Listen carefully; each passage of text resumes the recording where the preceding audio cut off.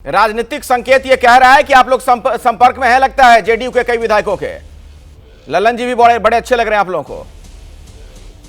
अखिलेश नहीं, अखिलेश जी, मैं एक बात स्पष्ट करूं, राष्ट्रीय जनता दल तोड़फोड़ में कभी विश्वास नहीं रखती और हमारे जो गठबंधन बना है वो एक सवाल पे बना है, वो जन सवाल पे बना है। जनता के जो सवाल थे उन सवालों को पूरा करने के लिए बना है। हमारा कोई इधर उधर उन्माद की राजनीति में विश्वास नहीं करते। हमने ललन सिंह जी के संदर्भ में कहा, कई लोगों को लगा, हमने पुरातन रिश्तों की बातें बताई, लेकिन जो लोग कहे पलटी मार कुर्सी कुमार, वह भी कहे हमारे साथी, लेकिन ये भूल जाते हैं कि जो पलटी मारने में न जाने कितनी महारत हासिल की है, बिहार की कोई पॉलिटिकल पार्टियां नहीं है जहां पर दस्तखत नहीं दी है, हम वहां गठबंधन नहीं की है। तो हम उस पर जाने के बजाय ये 1994 से 2015-17 सब आंकड़ा हम दर्शकों को दिखा रहे हैं। 2017 कितनी बार पलटी मार चुके हैं नीतीश कुमार, ये इस वक्त एबीपी न्यूज पे हमारे दर्शक देख रहे हैं। जी, अपनी बात पूरी कर लीजिए। नहीं, मैं नीतीश कुमार के बारे में क्यों कर रहे हैं? हाँ। नीतीश कुमार जी के बाद कई लोग हैं जिन लोगों ने पलटी मारी है। हमने एक बात कहा कि कई लोग हैं, नाम गिनाएंगे तो कई उसकी संख्या बढ़ जाएगी, और कई लोग हैं जो कई दलों में है पलटी मार मार के।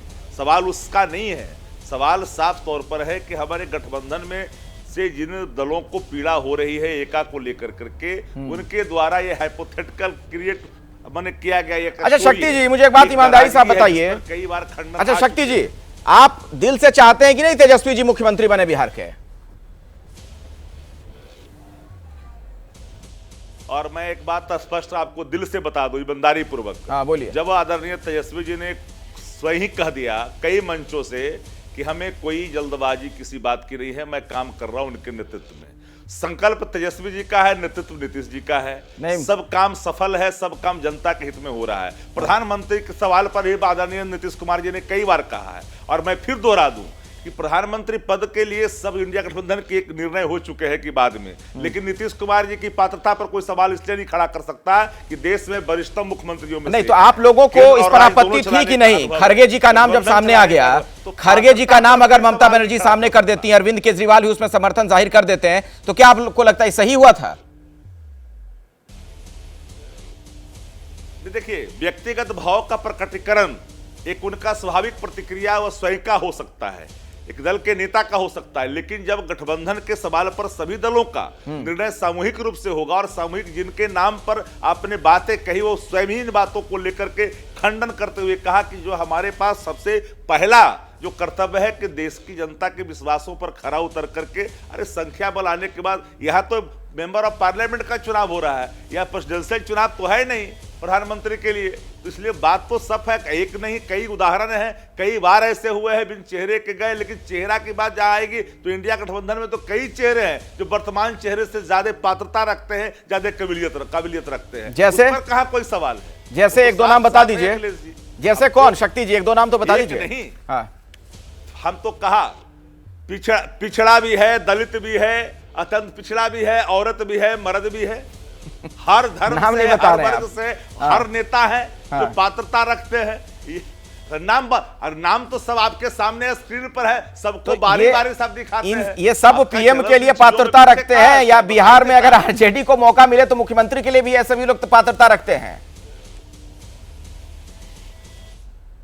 अच्छा एक बात बताइए, राजनीतिक जीवन में कोई आया है तो उनके लक्ष्य तो होते ही हैं, और हर लक्ष्य होते ही हैं, लेकिन जब गठबंधन लेकिन आरजेडी को अगर मुख्यमंत्री बनाने का मौका बिहार में मिला तो तेजस्वी जी ही फिक्स है ना, उसमें तो और किसी की पात्रता नहीं होगी, जो कई तबकों का नाम जो आप गिनवा रहे हैं।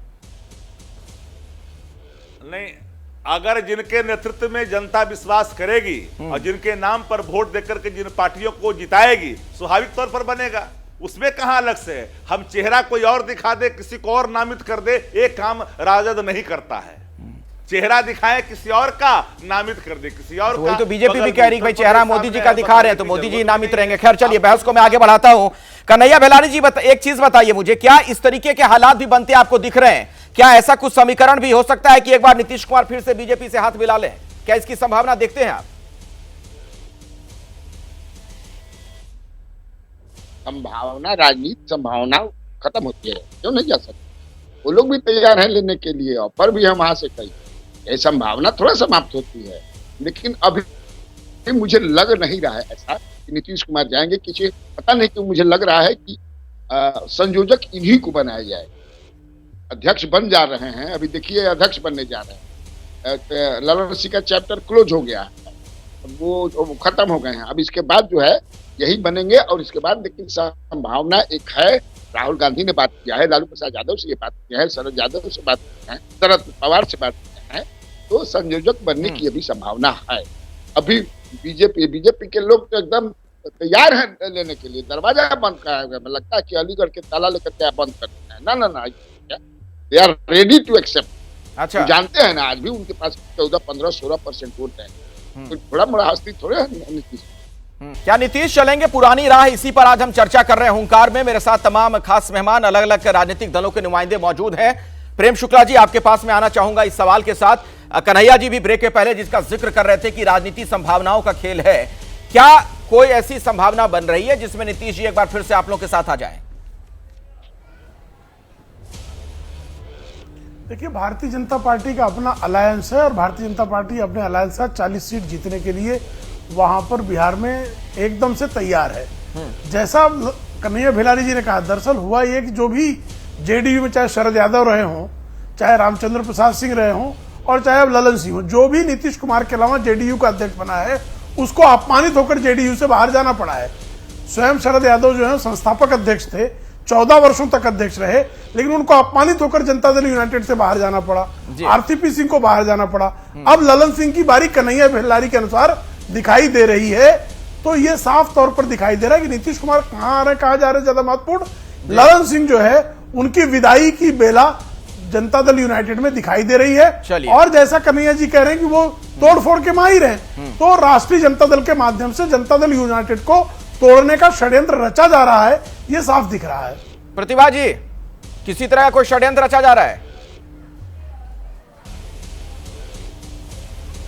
अखिलेश जी, इन्हें पता नहीं क्यों षड्यंत्र दिख रहा है, जबकि मैं बताती हूँ कि हमारी पार्टी में ऐसा कुछ नहीं है, कहीं कोई बात नहीं है, कोई षड्यंत्र। आखिर आरजेडी अगर हमारे खिलाफ षड्यंत्र रचे, ये बीजेपी को कैसे पता है? मुझे तो नहीं दिख रहा, ये बीजेपी को दिख रहा है। ललन बाबू पार्टी के खिलाफ साजिश कर रहे हैं, ये मुझे नहीं पता, ये बीजेपी को पता है। भाई ये करते क्या है, अपनी राजनीति करते, विपक्ष के लोगों को कई बार ज्यादा पता होता है, जो लोग खुद पार्टी में होते हैं उन्हें पता नहीं होता कई बार अपनी पार्टी के बारे में। चलिए, समय इतना ही है। बहुत बहुत शुक्रिया आप तमाम मेहमानों का इस चर्चा में शिरकत करने के लिए। कल जो जेडीयू की बैठक होने वाली है, बहुत ही महत्वपूर्ण बैठक होगी और इस पर हमारी भी नजर बनी हुई है। क्या नीतीश कुमार जेडीयू के अगले अध्यक्ष बनने जा रहे हैं और क्या ललन जी की विदाई तय हो गई है? अगर ऐसा है तो इसके क्या मायने मतलब हैं? जैसे ही घड़ी का काटा दोपहर 2:30 पे आए, बबीता जी का दिल सास बहू साजिश के लिए मचल जाए। और ये है इनकी बहू, पूरे दिन ऑफिस की टेंशन हो जाए गॉन जब ये करें अपना फेवरेट शो फ्री टाइम पे ऑन। इनकी तरह आप भी देखें अपना फेवरेट शो अपने टाइम पर और डाउनलोड कीजिए एबीपी लाइव ऐप अपने स्मार्ट टीवी पर।